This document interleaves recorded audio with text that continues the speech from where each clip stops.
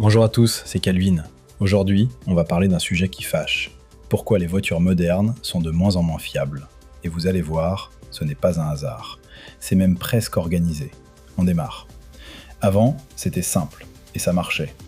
Avant, un moteur, c'était un bloc de métal. Simple, fiable. Tu faisais l'entretien, et ça roulait. Aujourd'hui, tu ouvres un capot, et t'as l'impression d'être dans un escape game. Si t'arrives à changer une ampoule sans faire apparaître un voyant, t'es un champion. Le downsizing, la fausse bonne idée. On demande à un petit moteur 3 cylindres de faire le boulot d'un ancien 4 ou 6 cylindres. Même puissance, mais avec beaucoup plus de stress mécanique. Résultat, moteur plus petit, plus sollicité et donc plus fragile. Et ensuite, on a rajouté des couches. Le filtre à particules, la vanne EGR, l'AdBlue, les catalyseurs, les capteurs de partout, les courroies à bain d'huile, l'idée du siècle, lol. Tu croyais que c'était fini ? Non, non et non. Euro 7 arrive. Encore plus de capteurs, encore plus d'assistance, encore plus de trucs qui tombent en panne.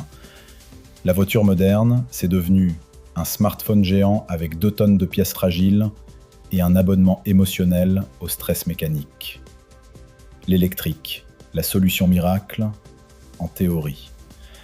On te vend l'électrique comme le rêve absolu. Moins d'entretien, plus propre, plus moderne. Mais la réalité, c'est qu'on voit déjà arriver des options en abonnement. Les sièges chauffants, les caméras, les fonctions débloquées seulement si tu payes. T'achètes la voiture très très chère, mais tu dois louer ses fonctionnalités.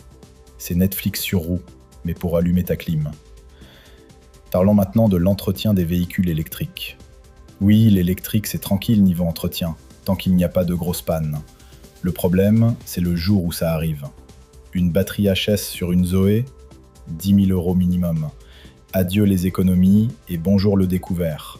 Pendant ce temps, une citadine thermique, c'est environ 600 € d'entretien par an, soit 3 000 € sur 5 ans. Rien de dramatique. Et en plus, les électriques sont beaucoup moins réparables. Tout est électronique, tout est fermé, tout est compliqué. Tu peux plus bricoler. C'est conçu pour finir en concession. Et forcément, ça coûte. Parlons maintenant des taxes, parce qu'elles arrivent. Aujourd'hui, l'État se gave sur les carburants. Mais demain, quand tout le monde sera électrique, ils vont faire quoi ? Ils vont taxer l'électrique. La recharge, taxée.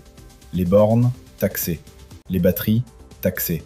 Tout sera taxé, c'est évident. Le moteur thermique n'est pas devenu mauvais. On l'a rendu fragile.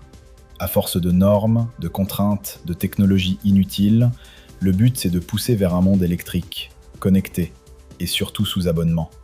Dans quelques années, tu ne posséderas plus ta voiture, tu loueras ses fonctions.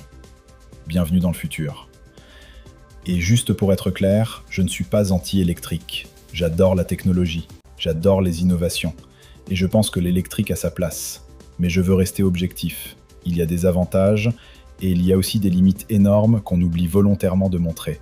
Et pour moi, l'électrique doit venir compléter le thermique, pas le remplacer. Les deux technologies ont leur utilité, les deux ont leur place. Et vouloir imposer l'une en détruisant l'autre, ce n'est pas logique. Cette vidéo, c'est mon avis, basé sur ce que j'ai vu, ce que j'ai vécu et ce que je comprends du marché.